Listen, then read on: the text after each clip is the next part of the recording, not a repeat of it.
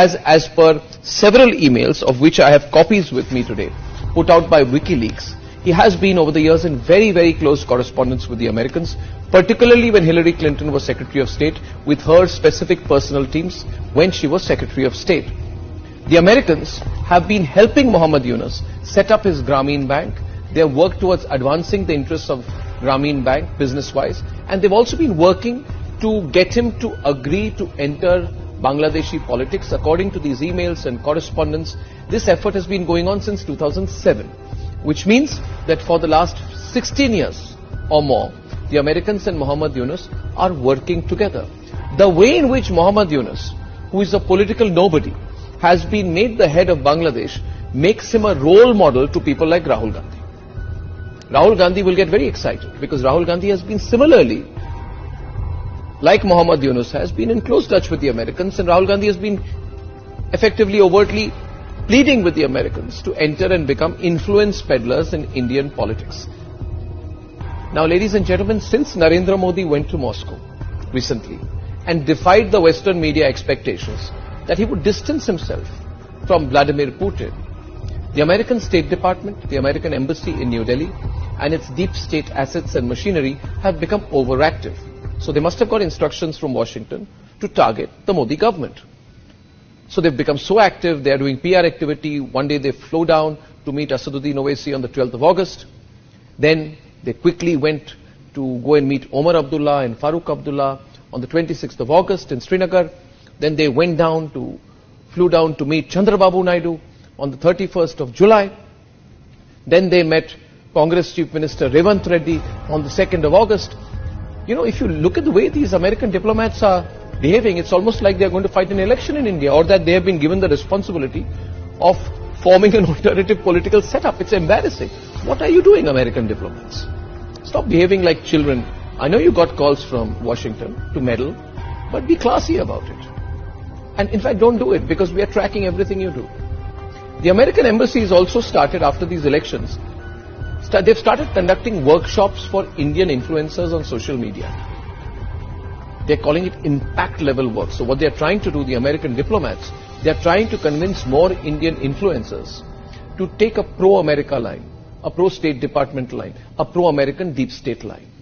The Americans think this way they will influence the influencers, and the influencers will do what they want them to do, and maybe in the course of it, through some usual American deep state techniques, they'll call it funding good journalism, or they'll call it funding impact journalism, or whatever like that. They'll keep giving bits of money to people they like.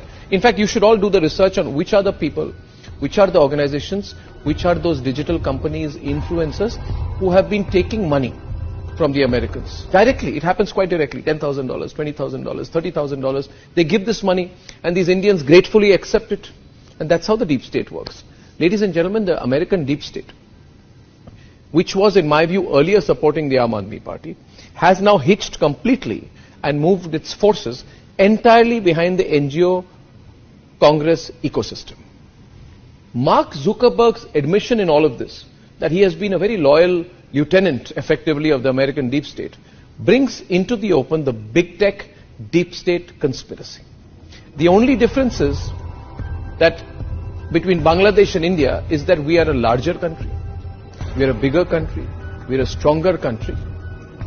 And by putting out this kind of information, like I am doing to you right now, like Republicly is constantly putting out to you, we are doing this because we are preparing you, the viewers and supporters of the Republic Media Network and the people of India.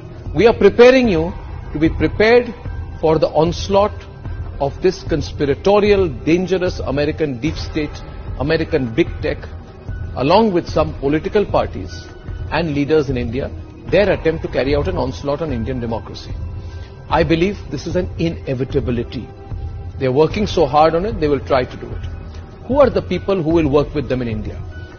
Well, it could be the same people who are questioning the EVMs, the same people who are questioning the whole electoral process in India, and are therefore creating a narrative on behalf of their American bosses that Indian electoral democracy has failed.